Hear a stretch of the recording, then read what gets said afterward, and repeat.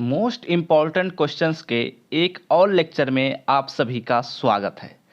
और जैसा कि आप सभी को पता है कि हम अपने इस चैनल पर दो तरह के क्लासेस प्रोवाइड कर रहे हैं। एक में आप सभी को इम्पॉर्टेंट क्वेश्चंस कराया जा रहा है और साथ ही साथ आप सभी के एक लेक्चर में आप सभी के कोर्सेज भी पूरे कराए जा रहे हैं। तो हेलो दोस्तों, एक बार फिर से आप सभी का आपके अपने यूट्यूब चैनल पर स्वागत है। आज के इस वीडियो में हम बात करेंगे मोस्ट इम्पॉर्टेंट टाइप के क्वेश्चंस के एक और लेक्चर के बारे में, ठीक है। और इस वीडियो में हमारा कौन सा टॉपिक रहेगा यह भी मैं बता देता हूं। देखो, हमारा यूनिट फर्स्ट का ही केमिस्ट्री ऑफ कार्बोहाइड्रेट्स जो हमारा नाम है, बीएससी सेकेंड सेमेस्टर केमिस्ट्री का, उसमें हम बात करेंगे म्यूटा रोटेशन के बारे में। क्योंकि म्यूटा रोटेशन एक ऐसा कॉन्सेप्ट है जो बहुत बार पूछा जाता है और यह कॉन्सेप्ट छोटे क्वेश्चंस के रूप में पूछा जाता है, यानी कि यह ना तो लॉन्ग आंसर होता है ना ही वेरी शॉर्ट होता है, यह बल्कि एक शॉर्ट आंसर टाइप के क्वेश्चन में पूछा जाता है। तो यह क्वेश्चन बहुत ही इंपॉर्टेंट है। तो चलिए एक एक करके शुरू करते हैं। तो ध्यान से समझिए और उसे अप्लाई करिए, लिखिए। अगर आप लोगों को अच्छे नंबर लाना है तो मेहनत करिए, ठीक है। बिना संघर्ष के कोई महान नहीं होता, तो संघर्ष करो। चलो अब एक एक करके शुरू करते हैं। लेकिन अगर आप सब इस चैनल पर पहली बार आए हैं तो जरूर नीचे दिए हुए रेड बटन पर क्लिक करके सब्सक्राइब कर लीजिएगा, साथ ही बेल आइकन को ऑल पर भी सिलेक्ट कर लीजिएगा। देखिए, हमारे पास एक क्वेश्चन दिख रहा है आप सबके सामने, बी नंबर का क्वेश्चन, ठीक है। एक्चुअली एक क्वेश्चन में जब भी दिया जाएगा म्यूटा रोटेशन क्वेश्चन, तो यह एक क्वेश्चन में दो तरह के क्वेश्चन दिए जाएंगे। एक में कोई और क्वेश्चन रहेगा और एक दूसरा रहेगा, तो वह म्यूटा रोटेशन रहेगा। तो यहाँ पर लिखा हुआ है कि व्हाट इज म्यूटा रोटेशन, कि म्यूटा रोटेशन क्या होता है, इसे एक्सप्लेन करिए।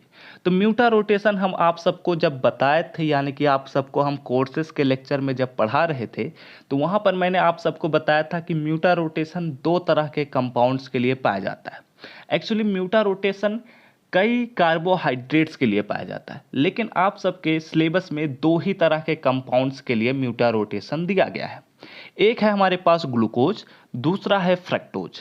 तो चाहे आप ग्लूकोज का म्यूटा रोटेशन लिख कर आइए एग्जाम में, या फिर आप फ्रक्टोज का म्यूटा रोटेशन लिख कर आइए, दोनों ही सही होंगे। अगर यहाँ पर एक स्पेसिफिक कंडीशन दे दिया होता कि what is mutarotation of glucose, तो वहां पर हमें ग्लूकोज का ही लिखना रहता।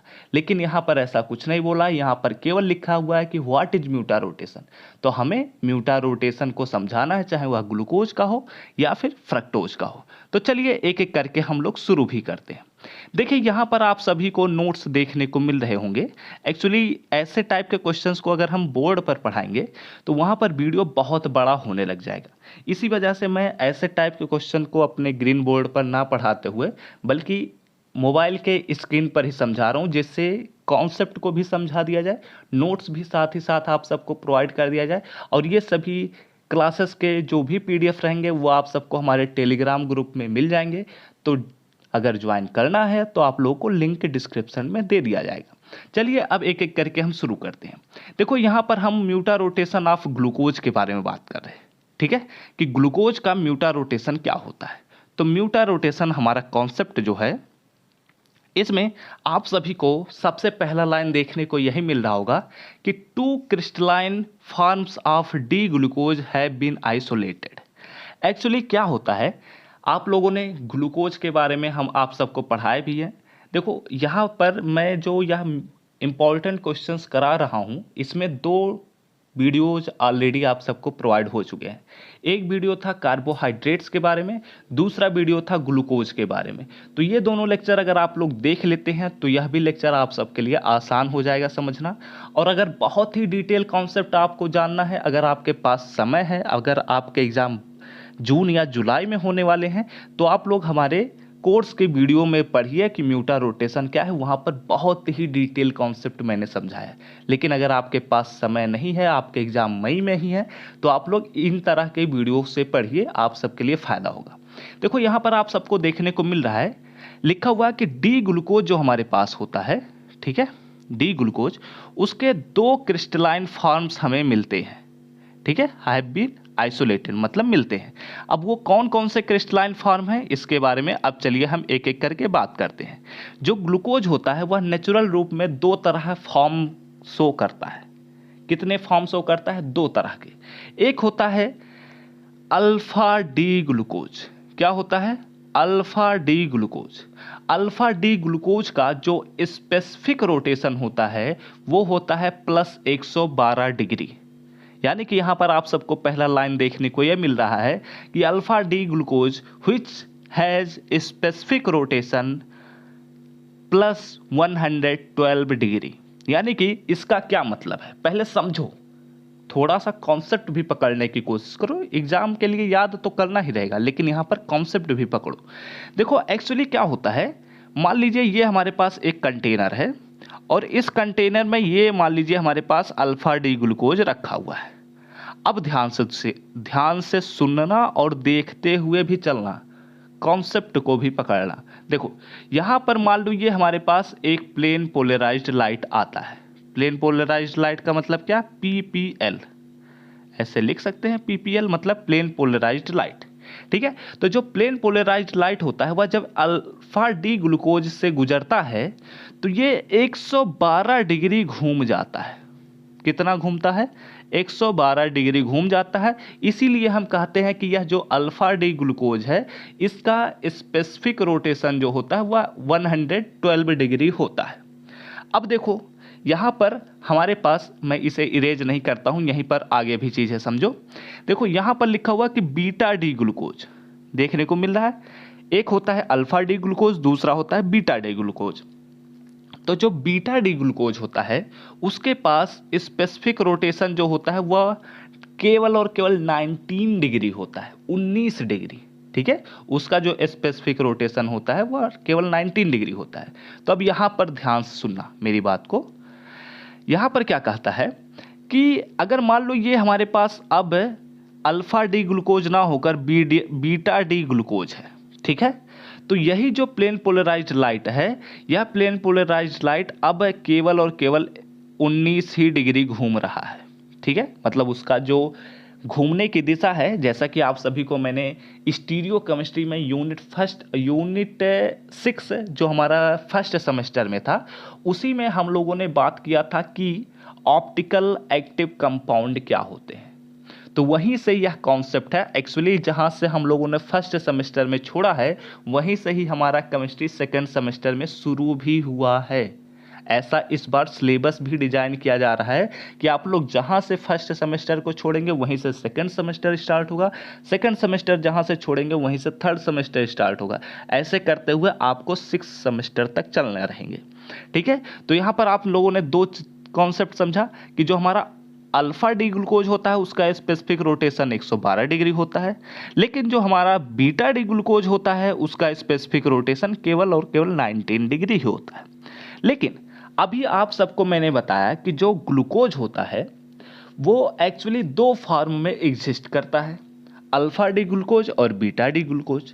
लेकिन यहाँ पर एक कॉन्सेप्ट और समझो कि जो हमारा अल्फा डी ग्लूकोज होता है वो बीटा डी ग्लूकोज में नेचुरल कंडीशन में ही बदलने लग जाता है। यानी कि अगर आपके सामने अल्फा डी ग्लूकोज रखा हुआ है तो वो कुछ समय बाद बीटा डी ग्लूकोज में भी बदल जाता है, ठीक है।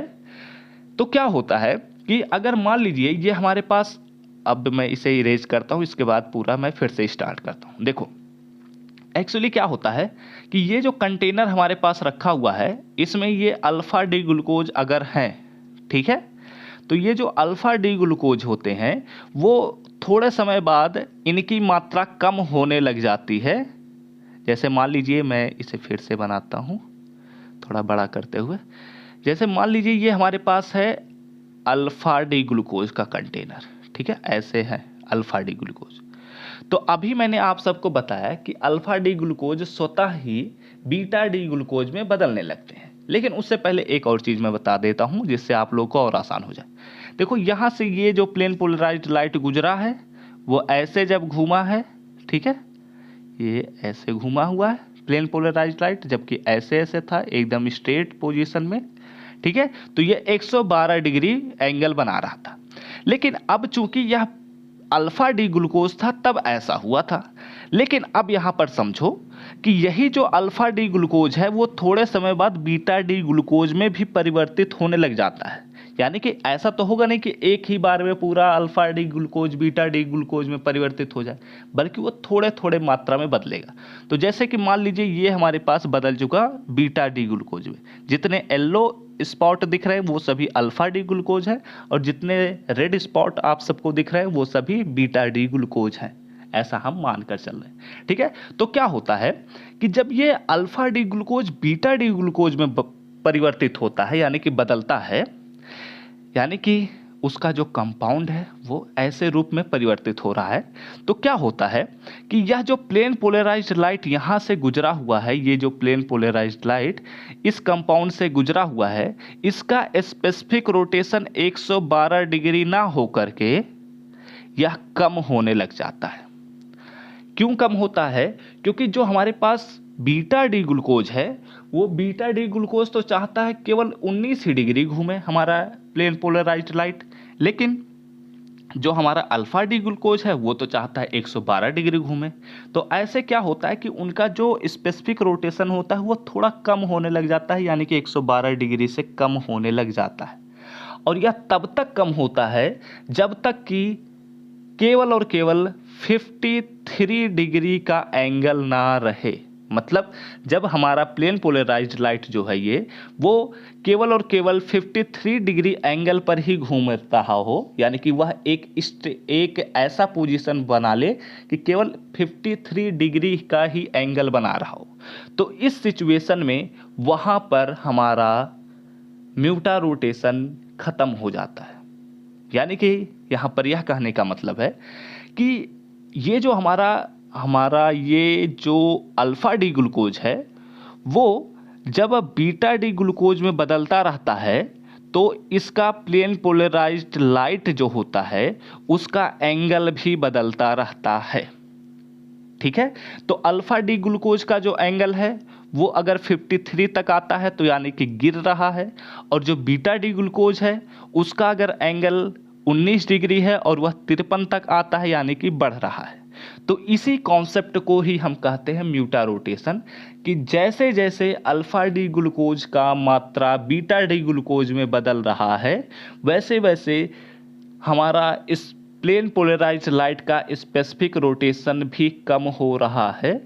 इसी कॉन्सेप्ट को ही हम कहते हैं म्यूटा रोटेशन, और यह तब तक होता है जब तक कि alpha D glucose beta D glucose में एक इक्विलिब्रियम पोजीशन ना प्राप्त कर ले। ऐसा तो है नहीं कि सारा alpha D glucose beta D glucose में परिवर्तित हो जाएगा, ना तो ऐसा ही है कि पूरा beta D glucose alpha D glucose में परिवर्तित हो जाए, क्योंकि ये दोनों एक दूसरे में रिवर्सिबल कॉन्सेप्ट होते हैं, रिवर्सिबल रिएक्शन होते हैं। तो जब ये रिवर्सिबल रिएक्शन है तो ये एक इक्विलिब्रियम पोजीशन तक ही बदल सकते हैं, और वही इक्विलिब्रियम जो पोजीशन होता है उसी पोजीशन पर केवल 53 डिग्री का एंगल बनाते हैं, और जैसे ही स्पेसिफिक रोटेशन इक्विलिब्रियम पोजीशन पर पहुंच जाता है वहीं पर ही हमारा म्यूटा रोटेशन खत्म भी हो जाता है। तो हम लोगों ने कॉन्सेप्ट पढ़ लिया। अब इसके बाद जो नोट्स है वो आप सबको मैं बता देता हूँ क्या क्या नोट करना है। देखो जो हमने बताया वही चीज़ यहाँ पर भी लिखा हुआ है। The specific rotation of alpha form यानी कि अल्फा डी ग्लूकोज फॉल्स गिरता है, 112 डिग्री जो है वो कम होता है क्योंकि 53 डिग्री पे आना है। And that of the beta form यानी कि जो बीटा डी ग्लूकोज है उसका स्पेसिफिक रोटेशन केवल 19 डिग्री है, और यह 19 डिग्री 53 डिग्री तक जाने के लिए राइज होता है, और until a constant value +53 degree is reached, जब तक केवल 53 डिग्री ना प्राप्त कर ले, ऐसे सिचुएशन तक ही हमारा यह जो कॉन्सेप्ट होता है यह चलता रहता है, ठीक है। एक्चुअली क्या है ना कि बहुत इस समय मैं दोपहर में वीडियो बना रहा हूँ और फैन बंद किया हूँ, तो अब इस समय आप लोग समझ सकते हैं कि दोपहर में कितनी गर्मी होती है और फैन बंद करके वीडियो बनाना कितना कठिन काम होगा। पूरे पसीने से हम भीग चुके हैं। चलो अब आगे हम बात करते हैं। यहाँ पर अब हमारा क्या है अगला पॉइंट, यहाँ पर देखो जो हमारा म्यूटा रोटेशन का डिफिनीशन है वो अब हम बात कर रहे हैं। तो देखो म्यूटा रोटेशन का डिफिनीशन ये कहता है कि this change in optical rotation, ठीक है, जो स्पेसिफिक रोटेशन है वो बदल रहा है, तो यही change of in optical rotation of A solution of either form of glucose, यानी कि ग्लूकोज के दोनों फॉर्म के सॉल्यूशन जो होते हैं, यानी कि दोनों सॉल्यूशन जो हैं अल्फा डी ग्लूकोज और बीटा डी ग्लूकोज, इनके ऑप्टिकल रोटेशन में बदलाव तब तक होता है जब तक ये कांस्टेंट वैल्यू ना प्राप्त कर ले, यानी कि until a constant value is obtained called as mutarotation. यही हमारा डिफिनीशन हो गया, ठीक है। तो म्यूटा रोटेशन का हम लोगों ने कॉन्सेप्ट समझ लिया। अब म्यूटा रोटेशन में क्या रिएक्शन है इसके बारे में भी अब चलिए हम बात कर लेते हैं। तो अगर आप लोग को वीडियो पसंद आ रहा हो तो ज़रूर आप लोग काम कर दीजिए, दो चीज़ें। एक तो अपने किसी एक दोस्त के साथ शेयर कर दीजिए जिससे वो भी बच्चा इस कॉन्सेप्ट को पढ़कर अच्छे से समझ सके, और दूसरा आपको काम ये करना है कि आप लोग थोड़ा कमेंट कर दीजिएगा कि आप सबको यह वीडियो समझ में आ रहा है या नहीं आ रहा है, मैं इसमें थोड़ा और बदलाव करूं, या फिर अगर आप लोगों को अच्छा लग रहा हो तो कुछ भी नहीं कमेंट करना, तो आप एक थैंक यू सर बता सकते हैं।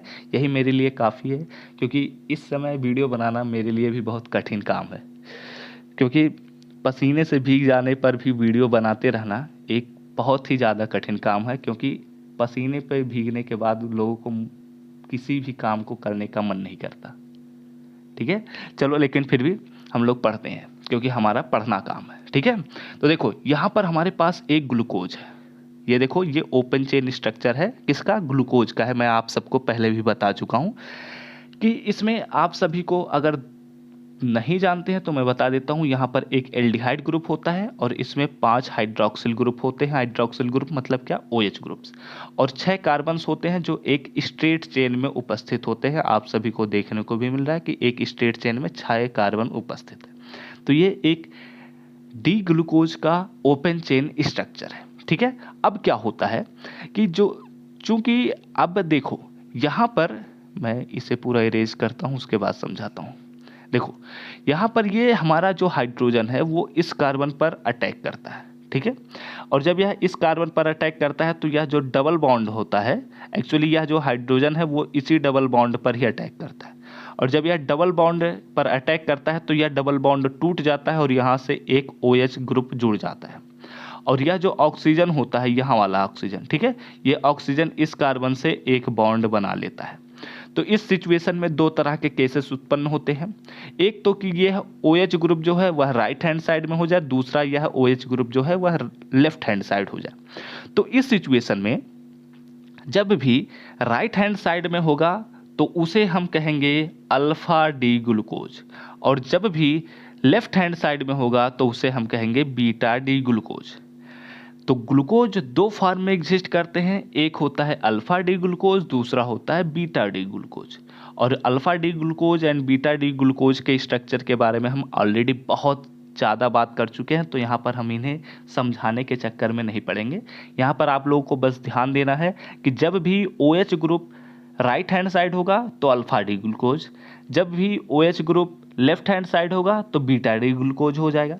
और यहाँ पर आप सबको जो भी कॉन्सेप्ट में लिखवाया गया है वही चीज़ है यहाँ पर भी देखने को मिल रहा है कि जो अल्फा डी ग्लूकोज है उसका स्पेसिफिक रोटेशन 112 डिग्री है, और जो बीटा डी ग्लूकोज है उसका स्पेसिफिक रोटेशन +19 डिग्री है। अब आप सबके मन में ये सवाल उठ रहा होगा कि 36% क्या है और 64% क्या है। तो एक्चुअली क्या होता है कि जब भी कोई सल्यूशन आप सबको देखने को मिल रहा होगा ग्लूकोज का, तो ग्लूकोज का जो सल्यूशन होता है उसमें 64% बीटा डी ग्लूकोज ही होता है, और जो 36% होता है वो अल्फा डी ग्लूकोज होता है। एक्चुअली जब आप ग्लूकोज को देखते हैं तो वो ग्लूकोज रह नहीं जाता, वो हो चुका होता है alpha D glucose and beta D glucose, ठीक है। तो यही कॉन्सेप्ट है म्यूटा रोटेशन का, और आप सभी को ये स्ट्रक्चर देखने को मिल रहा है। एक्चुअली ये एक कन्वर्जन है कि ग्लूकोज से अल्फा डी ग्लूकोज में कैसे बदला, अल्फा डी ग्लूकोज से बीटा डी ग्लूकोज में कैसे बदलता है, इसके बारे में यहाँ पर आप सबको देखने को मिल रहा है, ठीक है। तो यही था हमारा आज के इस वीडियो का म्यूटा रोटेशन का कॉन्सेप्ट। तो आई होप आप सबको यह वीडियो जरूर पसंद आया होगा। पसंद आया हो तो जरूर लाइक करिएगा, और साथ ही साथ कमेंट करके बता दीजिएगा कि आप सबको यह वीडियो पसंद आया है या नहीं। और एक बात और बता दीजिएगा कि क्या आप सबको ऐसे लेक्चर्स और भी चाहिए, क्योंकि आप सबके एग्ज़ाम्स करीब हैं, तो मुझे ऐसा लग रहा है कि ऐसे वीडियो आप सबको चाहिए, इसीलिए मैं बना रहा हूँ। लेकिन अगर आप लोग एक बार बता देंगे कमेंट करके कि हाँ सर ऐसा वीडियो मुझे चाहिए क्योंकि हमारे एग्ज़ाम करीब हैं, हमें पढ़ाई की सख्त ज़रूरत है, तो हम ऐसे वीडियो और ज़्यादा अपलोड करना शुरू कर देंगे। डेली एक एक वीडियो कम से कम तो प्रोवाइड कर ही देंगे, ठीक है। और साथ ही साथ अपने किसी एक दोस्त के साथ ज़रूर शेयर करिए, जिससे उसे भी अपने एग्ज़ाम के प्रिपरेशन में मदद हो सके, वह भी अच्छे से अच्छा नंबर ला सके, ठीक है, उसकी भी मदद हो जाए, ठीक है। और उसके बाद अगर आप सबको और ऐसे ढेर सारे वीडियोज़ के नोटिफिकेशन पाने हो तो ज़रूर नीचे दिए हुए रेड बटन पर क्लिक करके सब्सक्राइब कर लीजिएगा। साथ ही बेल आइकन को ऑल पर भी सेलेक्ट कर लीजिएगा। और ऐसे ही ढेर सारे वीडियोज़ हम आप सबको अगले दिन से प्रोवाइड करना शुरू कर देते हैं।